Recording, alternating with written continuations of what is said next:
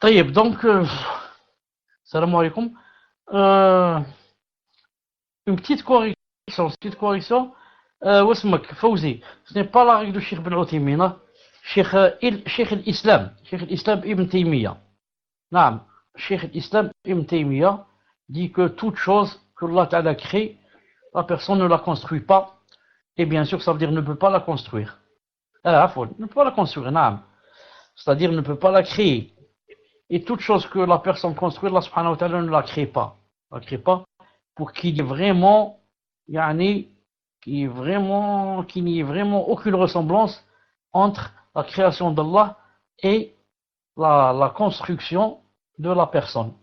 Et comme dit Cheikh Ibn Uthaymin ici, la création de la personne, dans le sens que changer yani, de forme, ça s'appelle créer. Changer de forme, ça s'appelle créer. Là, nous on a cité ce qui s'est passé en son temps pour l'or, comme quoi yani, on peut construire de l'or. Non. طيب, maintenant on va suffire, on va s'arrêter ici et passer aux questions-réponses dans 5 minutes, Inch'Allah Ta'ala. سبحانك اللهم وبحمدك أشهد أن لا إله إلا أنت أستغفرك وأتوب إليك. السلام عليكم ورحمة الله وبركاته. السلام عليكم ورحمة الله. بسم الله الرحمن الرحيم والصلاة والسلام على رسول الله. تفضل إن شاء الله تعالى pour la première question.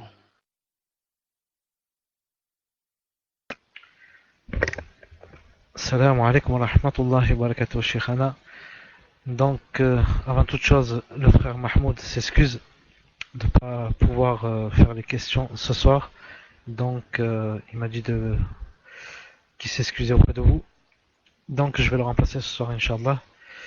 Et nous allons commencer par la première question. Question d'une sœur. Salam alaikum wa rahmatullahi wa barakatuh. Hafizakum Allah, Sheikh. Comment accorder l'exclusivité à Allah dans nos cœurs? Par quelle cause pouvons-nous atteindre ce stade? Il a fabriqué de l'or. Non, je pense. Tafadal ya Cheikh.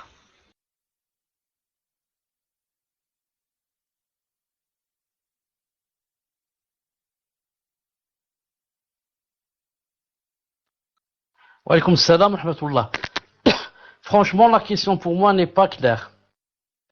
Comment accorder l'exclusivité à Allah dans nos cœurs? Par quelle cause pouvons-nous atteindre ce stade? L'exclusivité en quoi? En lui vouant l'adoration, ou là seulement dans le fait que c'est lui qui crée? C'est lui qui crée. J'attends, Inch'Allah Ta'ala, donc les détails, et on passe à la deuxième question. Tfadal. Naam, donc on demande à la sœur de contacter la sœur contacte sœur, Inch'Allah, et on passe à la deuxième question. La deuxième question d'une sœur, qu'Allah vous fasse miséricorde. Serait-il possible de réexpliquer la différence entre El-Qudus et As-Salam? Donc, je la copie pour vous l'afficher. Tafadali ya Cheikh.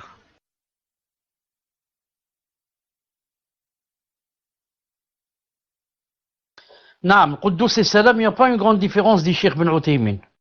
Il n'y a pas une grande différence. Car le Quddus, il a dit seulement que Salam c'est plus restreint. Car le Quddus, ça veut dire que c'est lui, donc le pur. Naam. Et Salam, qui c'est impossible qu'on lui attribue un défaut. Donc il a dit que c'est akhas, Salam c'est akhas min Quddus. Quddus c'est plus général, pur en général. Et Salam c'est aucune imperfection ne peut l'atteindre. Alors que Quddus c'est plus général, c'est pur de toute chose. Non. Quant à Salam, c'est seulement pour les imperfections et les défauts et tout ce qui ne lui sied pas. Non. Tfadal.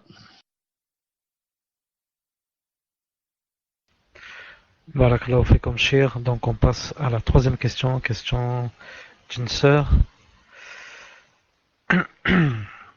Question d'une sœur. Assalamu alaykum Cheikh. Pourriez-vous nous rappeler le premier sens et le troisième sens? Non, le contraignant. J'ai eu des coupures et je n'ai pas bien saisi le sens. Tafadal Yashir. Une seconde, Inch'Allah Ta'ala, je ramène le livre pour relire. Je ramène le livre, Inch'Allah. Donc, par rapport à le contraignant, Jabbar, il a dit que ça a trois sens. Avant d'expliquer trois sens, je rappelle que aucune personne dans le monde ne peut comprendre bien sa religion, je parle de l'islam, comme une personne qui connaît l'arabe. Maintenant, je vais expliquer c'est quoi le contraignant. Jabbar en français, en essayant de traduire, mais jamais je n'arriverai à vous expliquer ce que un arabisant comprendrait quand il va le lire en arabe. Jamais. C'est pour ça, comme les savants ont dit, yani, le miftah l'ulum shar'iyya, c'est l'arabe. Connaître l'arabe, c'est la base, c'est la clé de toutes les sciences qu'il y a yani, dans la charia islamique, surtout dans la aqida, surtout, et dans le fiqh et tout. On a beau traduire à quelqu'un, mais ce n'est pas comme il prend lui-même le sens de l'arabe directement. Parce qu'il y a beaucoup, des centaines, et si ce n'est pas des milliers, de mots, un seul mot, yani, qui n'a aucune traduction dans d'autres langues. Comme en français. Regardez seulement, on n'est pas, par exemple, le chez le formateur. Le Bari, regardez le Bari, son nom, Azza wa Jal, le Bari, comment qu'ils le traduisent? Celui qui donne un commencement à tout commencement. Chauffe, yani, même dans les oreilles, ça sonne mal. Celui qui donne un commencement à tout commencement. Alors qu'en arabe, seulement un mot, le Bari. En français, celui qui donne un commencement à tout commencement. 8 mots. 8 mots pour dire le Bari. Subhanallah al-Azim. Donc, c'est pour ça que je dis, est-ce que vous connaissez, est-ce que quelqu'un peut nous citer un savant en islam, dans les sciences religieuses, l'aqida, etc., qui n'est pas passé par l'arabe? Un allemand, ou un français, ou un anglais, ou là, un savant. Il ne peut pas. Non. Vous allez dire, c'est pas obligé que ce soit un arabe. Albani n'est pas un arabe. C'est vrai qu'il soit obligé que ce soit un arabe. Mais il doit passer par la langue arabe. Albani, c'est un crack dans l'arabe. Le Bukhari, c'est pas un arabe. Mais c'est un crack dans la langue arabe. Il a appris l'arabe, il parle arabe, il maîtrise l'arabe. Vous comprenez? C'est pas obligé d'être arabe. Il peut être français ou anglais ou l'américain. Mais tu apprends l'arabe et tu deviens un crack en arabe. Non. Qu'est-ce qu'il a dit ici? Al-Jabbar. Sirat mubalagha min al-jabr. Il a dit, ça vient du mot jabr, ou bien du verbe jabara. Il a dit sirat mubalagha, exagération. Jabara, jabbar, le contraignant. Il a dit, ça a trois sens. La personne cherche le premier et le troisième. Le deuxième, il est très clair. Le deuxième, celui qui aide les pauvres, les nécessiteux, on l'a expliqué. Le premier, jabara bimana, ou jabr bimana jabarut. Premier sens du contraignant, dans le sens de, ici il parle du contraignement, jabarut. Il a expliqué comme ça. Comme ça expliqué Cheikh Ibn Uthaymin, je le reprends mot à mot. Bimana jabarut, c'est-à-dire le contraignement. C'est tout. Troisième sens, il a dit jabara bimana al-ulu. Jabara, si on va dire de lui, l'Azza al-Jabbar, c'est dans le sens de la grandeur. C'est lui le plus grand. C'est lui qui a la grandeur totale et parfaite. Non, en ce sens, Allah Azza wa Jal est Jabbar. Voilà, Inch'Allah Ta'ala, pour la réponse. Tfadal, Inch'Allah Ta'ala, une autre question.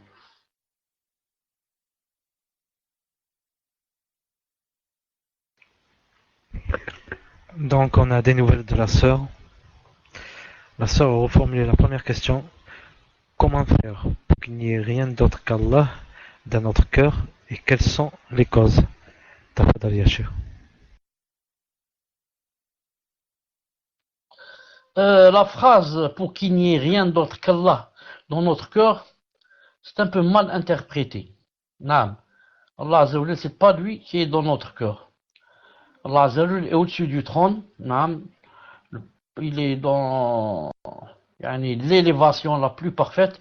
Bien sûr, moi je comprends ce que veut dire la sœur. La sœur ne veut pas dire qu'Allah Ta'ala a quitté le trône et est descendu, il est dans nos cœurs. Mais je veux dire que on doit apprendre à employer les mots religieux qu'il faut. Car si quelqu'un veut faire des mashakil, veut faire des problèmes, il va dire à cette sœur, donc toi tu as dit ceci, donc toi tu appartiens à cette secte, donc toi tu es égaré, donc toi tu vas en enfer, donc ceci, cela. Comme font les gens qui cherchent les mashakil, qui cherchent les problèmes. Non. C'est pour ça que la personne, comme dit Cheikh Taymiya, doit apprendre à utiliser les mots shara'i. Les mots shara'i. Donc la personne dit, je reprends sa question, non, comment faire pour que il n'y ait dans nos cœurs que le fait de penser à comment ravir Allah subhanahu wa ta'ala, comment avoir l'agrément de notre Seigneur, comment se rapprocher de lui, comment ne faire que ce qui lui plaît à Azza wa Jal, et comme ça. Je dis, la personne doit faire, pour atteindre ce stade, elle doit faire beaucoup d'efforts. Beaucoup d'efforts. Ce n'est pas comme ça, en dormant et en passant son temps dans les médités, qu'on arrive à ressentir ce que cherche notre sœur fidèle. Mais c'est premièrement en commençant à apprendre son din, à apprendre la aqida, à connaître Allah Azza wa Jalla avec ses noms, ses attributs, à savoir que Allah subhanahu wa ta'ala veut de nous que du matin au soir on ne fasse que ce qui lui plaît, qu'on s'éloigne de tout ce qui lui est Allah Azza wa Jalla n'aime pas. C'est pour cela que pour que la personne ressente ces choses dans son cœur, il faudrait qu'elle soit loin de ce qui est une entrave et barrière entre elle et Allah subhanahu wa ta'ala. Les futilités, la télévision, la musique, la mauvaise compagnie, naam, passer le temps dans des choses qui nuisent. C'est pas seulement qui ne servent à rien, mais qui nuisent et font mal pour notre au-delà. Passer des heures et des heures dans le vide, sans lire le Coran, sans essayer de chercher comprendre des hadiths, sans apprendre la religion, sans être en bonne compagnie. Passer des heures et des heures en mauvaise compagnie, seulement entendre des choses qui font plus de mal que de bien. Passer des heures et des heures, des journées et des journées à ne rien apprendre. Qu'est-ce que tu as appris aujourd'hui? Depuis que tu t'es levé le matin jusqu'à maintenant, qu'est-ce que tu as appris? Je n'ai rien appris. Rien. Aucun verset, aucun hadith, aucun tafsir, aucune sunna, rien dans la aqidah, rien dans la sira, rien. Subhanallah. Même pas je me suis assis aujourd'hui avec quelqu'un qui m'a, c'est pas, il m'a appris quelque chose de nouveau, mais il m'a fait, il m'a fait souvenir une chose seulement de bien, que je connaissais, que j'ai oublié. Même pas ça. Je ne demande pas qu'il m'apprenne du nouveau. Mais au moins qu'on parle de l'ancien, mais dhikra. Dhikr, fa'inna dhikra tanfa'u al-mu'minin. Rien. Passer la journée dans le vide, si seulement.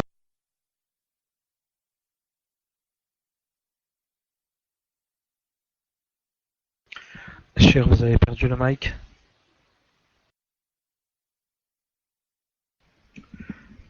Donc pour les personnes qui nous écoutent via la radio, le Shir a une déconnexion et on attend qu'il se reconnecte.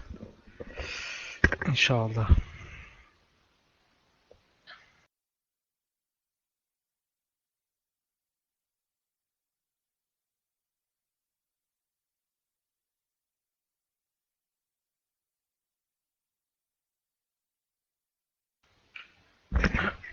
Par contre, une petite annonce vite fait. S'il y a des personnes qui ont enregistré le cours depuis son début, Inch'Allah, s'ils peuvent me contacter, je mets l'adresse mail sur le salon, car j'aurai besoin de l'audio. Barakallahu fikum. Si une personne a enregistré l'audio, si la personne peut me l'envoyer, ce serait très gentil de sa part. Barakallahu fikum.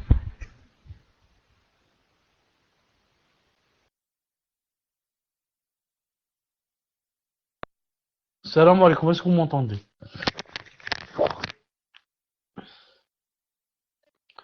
Fait saute. Alhamdoulilah. Donc je résume en 2 mots. Si la personne veut sentir ce qu'elle a demandé dans son cœur, je résume en disant alors, Muslim, alhamdoulilah, Allah ibarak. Donc je dis, est-ce que c'est le frère Muslim d'autrefois? Non. Allah ibarak. Marhaban bik, hayyak Allah. Ah, c'est lui. Taïb. N'oubliez pas de lui donner le code pour qu'il rentre avec nous en admin. Donc je disais, si quelqu'un, yani, veut qu'il ressente ce qu'on a dit tout à l'heure dans son cœur, qu'est-ce qu'il essaye de faire? Seulement qu'il essaye de vouer le maximum de son temps à Allah Azza wa Jal. Maximum de son temps à Allah Azza wa Jal. En faisant le dhikr, en apprenant la science, en essayant d'avancer, et vous verrez ce qu'il va ressentir dans son cœur, bi'idlina subhanahu wa jal. C'est pour ça que Allah subhanahu wa ta'ala dit وَالذَّاكِرِينَ اللَّهَ كَثِيرًا وَالذَّاكِرَاتِ. Quand il dit dans le verset, je vais voir ici, attendez, je vais me connecter dans le programme une seconde. Regardez par exemple le verset là. من المسلمين والمسلمات والمؤمنين والمؤمنات والقانتين والقانتات والصادقين والصادقات والصابرين والصابرات والخاشعين والخاشعات والمتصدقين والمتصدقات والصائمين والصائمات والحافظين فروجهم والحافظات. Le témoin du cours, والذاكرين الله كثيرا والذاكرات. Ceux-là, نعم. الذاكرين الله كثيرا والذاكرات. Les musulmans et musulmanes, les croyants et croyantes, obéissants et obéissantes, loyaux et loyales, endurants et endurantes, craignants et craignantes, donneurs et donneuses d'aumône, jeûnants et jeûnantes, gardiens de leur chasteté, gardiens, invocateurs, souvent Allah Azza wa Jalla, beaucoup, et invocatrices. Allah a préparé pour eux un jardin, une énorme récompense. Donc, la personne essaye de prendre quelques attributs de ceux-là, et surtout lorsqu'il a dit invocateur, beaucoup d'Allah subhanahu wa ta'ala, invocatrice. Là, la personne ressentira dans son cœur beaucoup de choses. Mais si la personne, comme on dit, s'en fiche totalement, et à la dernière minute, elle fait sa prière et elle dit, voilà, j'ai fait le maximum, elle n'a rien fait. La prière, certes, c'est un rukn, mais comparé à ce qu'elle veut, il lui manque beaucoup de choses. Elle n'a même pas la nafila. Cette personne n'a même pas la nafila. Elle ne fait même pas les 12 rak'at de la journée. Elle ne fait pas peut-être salat al-duha. Peut-être elle n'a pas la prière de la nuit, comme nous on ne l'a pas par exemple. On n'a pas le jeûne surérogatoire, on n'a pas l'aumône surérogatoire. Et elle veut ressentir. Elle ne peut pas ressentir. Il faut qu'elle fasse des efforts pour que Allah subhanahu wa ta'ala lui fasse ressentir en contrepartie. Tfadlal.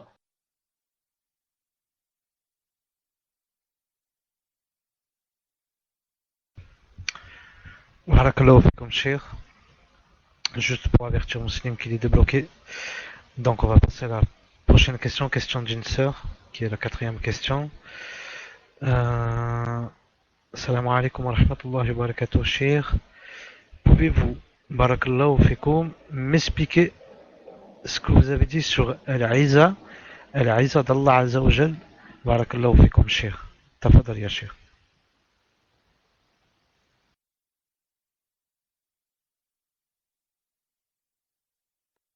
Naam, j'avais dit que d'après Cheikh Ibn Uthaymin, l'Iza de Allah Azza wa Jal se divisait en 3. La Iza de sa noblesse, sa grande noblesse Azza wa Jal. Ensuite la Iza de sa suprématie, sa dominance, comment le pouvoir qu'il a sur les créations. Naam, rien ne lui échappe, c'est lui qui les commande tous. Naam, toutes ces créatures. Ensuite la Iza, la 3e, de aucun défaut ni aucun mal ne peut le toucher. Non, il ne peut être décrit par aucun mal ou là une maladie, ou l'imperfection ou le défaut. Non. C'est en ce sens que Allah subhanahu wa ta'ala est aziz. Il a la Iza de la noblesse et de l'honneur, la izza de la suprématie du pouvoir, et la izza d'être exempté de tout défaut et tout mal, toute maladie. Tfaddal.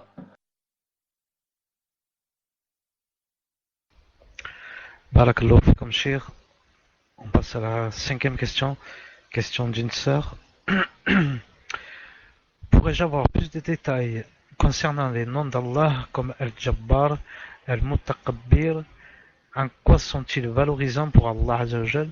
Je ne comprends pas le sens positif de ce nom. Tafadal ya Cheikh.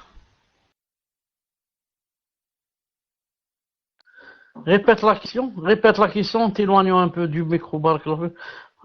Pourrais-je avoir plus de détails concernant les noms de l'Azari comme le Jabbar, le Mutakabbir? En quoi sont-ils valorisants pour Allah?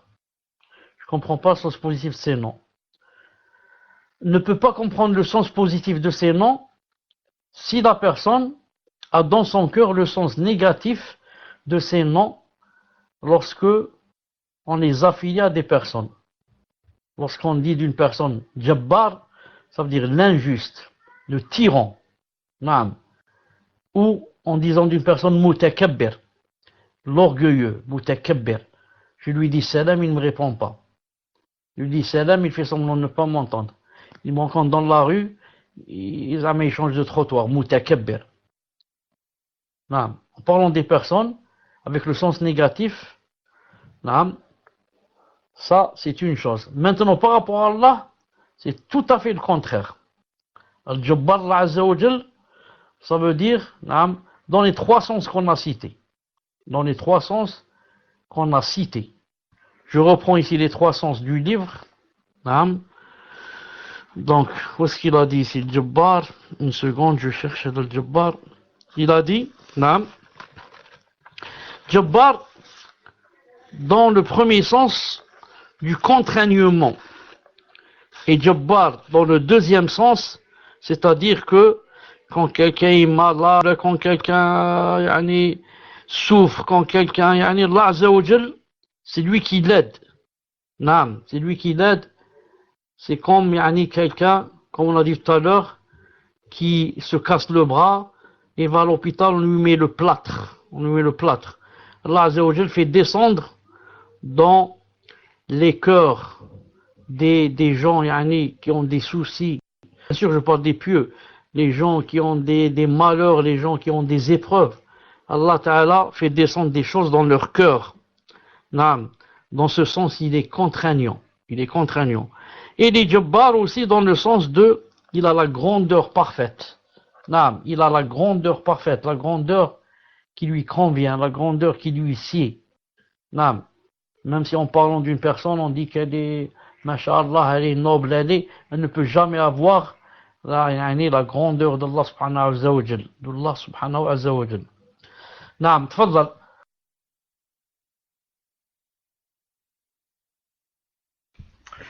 Barakallahu fikum, Cheikh. Donc, on passe à la septième question. Non. À la sixième question, en fait, c'est la sixième celle-là. Une personne a gagné beaucoup d'argent par la musique, s'est repenti et a arrêté bon là il manque un mot, a arrêté toute entrée d'argent vis-à-vis de la musique et de tout ce qui est illicite. Mais parfois, il lui arrive de revenir, de réécouter la musique, je pense, et il manque des mots, de réécouter la musique et perdre le combat contre son âme. Son argent redevient illicite, oui ou non, sachant qu'il ne fait plus aucune entrée d'argent liée à la musique après son repentir. Barakallahu fikum, essayez de rédiger au mieux vos questions, barakallahu fikum, avant de nous les envoyer. Tafadal ya Cheikh.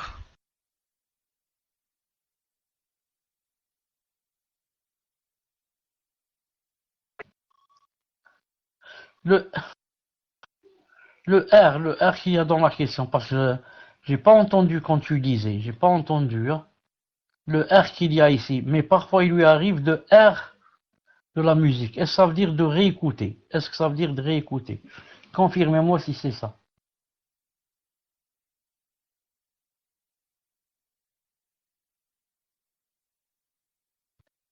Taïb, taïb, alhamdoulilah. Donc une personne a gagné beaucoup d'argent par la musique, s'est repenti, a arrêté toute entrée d'argent vis-à-vis de la musique, et tout ce qui est illicite, alhamdoulilah, da fadl min Allah azza wa jal. Mais parfois il lui arrive de réécouter de la musique et perdre le combat pour son âme. Son argent redevient licite ou non? Son argent est toujours halal bi'idna ta'ala et n'a rien à voir avec le péché qu'elle a fait après le repentir. Donc, après avoir réécouté, qu'est-ce qui se passe? Il se passe que Allah subhanahu wa ta'ala lui donne un péché. Si maintenant elle refait le repentir, Allah ta'ala est repentant. Si maintenant elle reste comme ça, c'est entre elle et son combat contre le shaitan. Mais son argent n'a rien à voir puisqu'elle a fait le repentir bi'idnillahi subhanahu wa ta'ala pour cet argent. Tfaddal. Inch'Allah ta'ala, wallahu azza wa jal a'lam. Tfaddal. Barakallahu fikum, Cheikh. En même temps, Cheikh, dites-moi si vous m'entendez. Donc, on passe à la septième question. Attendez, à la septième question. Question d'un frère. Une personne pense avoir commis un annulatif de l'islam il y a de ça quelque temps. Et depuis, il a pris connaissance de cette erreur, il pleure beaucoup et a refait la shahada, mais il a peur qu'Allah ne lui pardonne pas et n'accepte pas sa shahada dans la salat. Il pleure beaucoup jusqu'à même que ses voisins peuvent entendre ses pleurs parfois. Quand il fait du dhikr, il pleure, il regrette énormément et a très peur de cela. Quel est votre conseil, car il craint l'hypocrisie et ne pas être agréé par Allah. Barakallahu fikum, tafadal ya Cheikh. En fait, beaucoup de gens, surtout les nouveaux, surtout ceux qui sont nouveaux dans la religion, ils ont cette foi, cette grande foi qui leur fait peur à ce point, et ont aussi ce manque de science aussi, qui fait que Shaitan veut leur faire croire que ça y est, ils ont tout perdu et que Allah Ta'ala ne va pas accepter le repentir et que c'est l'enfer éternel qui les attend et que c'est terminé pour eux, et beaucoup d'autres, en faisant certains péchés, croient qu'ils sont hypocrites. Ils disent pour moi je suis devenu hypocrite, j'ai peur pour mon cas, etc. C'est bien d'avoir peur, mais attention d'avoir peur au point de ne plus avoir confiance en Allah subhanahu wa ta'ala et de penser de lui du mal et de penser qu'il n'accepte pas et qu'il a fermé toutes ses portes, etc. Tout le monde sait que le prophète alayhi salam a dit dans un hadith sahih que la tauba efface ce qui l'a précédé, comme l'islam efface aussi le kufr qui l'a précédé. La tauba aussi efface tous les péchés, aussi grands qu'ils soient, qui l'ont précédé. Si la tauba a rempli les conditions et que la personne est sincère, a délaissé la chose et a dans son cœur de n'y plus revenir, et il a fait la tauba dans le moment voulu, c'est-à-dire pas quand la mort est venue ou bien que les grands signes soient arrivés, mais bien avant. Donc, alhamdoulilah, si la personne a rempli les conditions, elle a peur, etc., c'est bien, mais avoir peur au point de dire tout est fermé pour moi et que là, ce que je fais c'est dans le vide, je suis devenu hypocrite ou kafir, c'est pas bien comme ça. Il faut toujours penser du bien d'Allah subhanahu wa ta'ala et invoquer aussi les textes, les hadiths et les versets qui disent que Allah subhanahu wa ta'ala est pardonneur, Allah subhanahu wa ta'ala